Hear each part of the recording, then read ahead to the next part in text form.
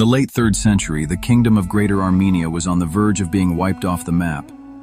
The nation's fate hung by a thread, its lands occupied, and its royal family shattered.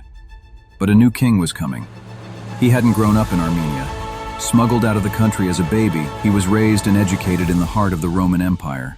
He knew Roman law, he spoke their languages, but most importantly, he understood Roman warfare. To really get the genius of Trdat's comeback, you have to understand the mess he inherited.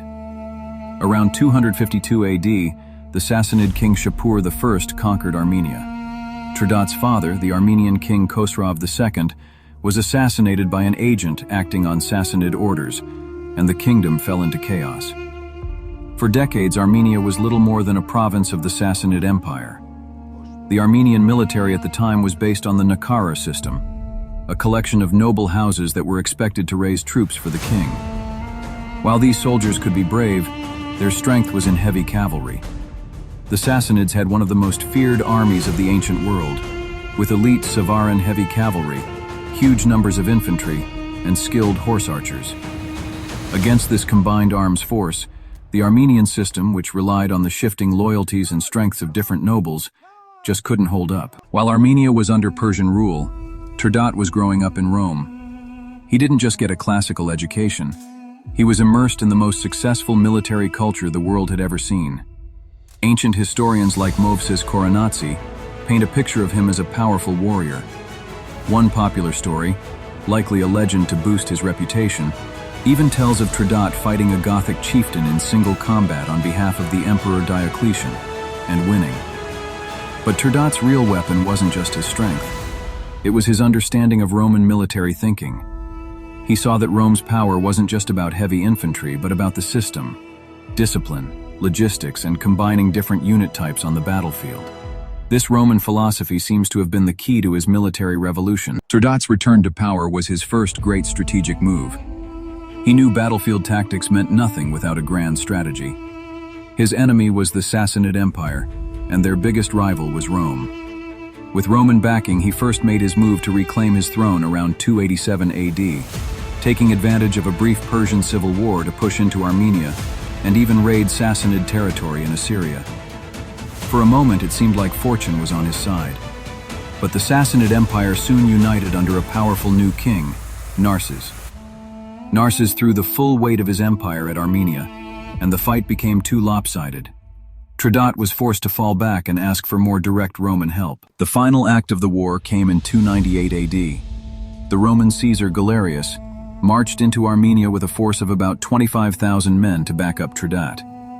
The Sassanid king Narses, confident in his larger army and superior cavalry, advanced deep into Armenia's rugged terrain. This was a huge mistake.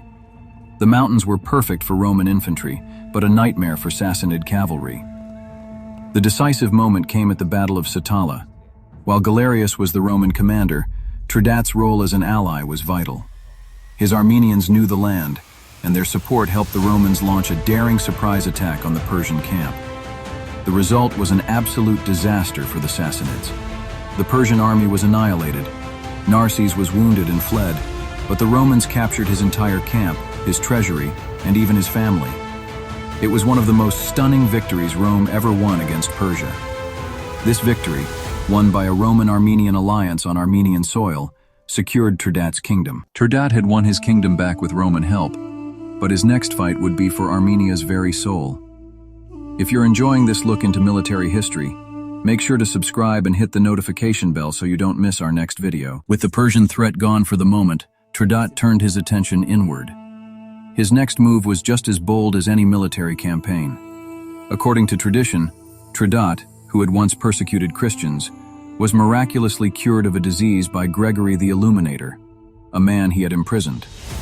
Around the year 301 AD, King Trdat III declared Christianity the official state religion of Armenia. This made Armenia the first Christian nation in the world. It wasn't just a spiritual choice, it was a brilliant political one. By adopting Christianity, Trdat permanently cut Armenia's cultural ties to Zoroastrian Persia and linked his nation's destiny to the West and the Roman Empire, which was itself rapidly becoming Christian. This change wasn't entirely peaceful. Trdat had to use his reformed army to put down revolts from pagan nobles, fighting battles to secure the new faith. So, what was the secret to King Trdat III's success? It seems to be a combination of three things. First, military innovation. He appears to have updated an old feudal-style army by introducing Roman principles of discipline and combined arms. Second, strategic diplomacy. He brilliantly played the great powers against each other, using his Roman alliance to secure Armenia's independence. And third, a cultural revolution. He used Christianity to forge a new national identity that would forever align Armenia with the West and give it the strength to endure for centuries. Trdat III was more than a warrior. He was a reformer, a strategist, and a nation builder. He found Armenia a shattered vassal state and left it an independent kingdom with a powerful new identity that has lasted for over 1,700 years. What do you think was Trdat's greatest weapon? His Roman-style army or his political genius? Let us know in the comments below.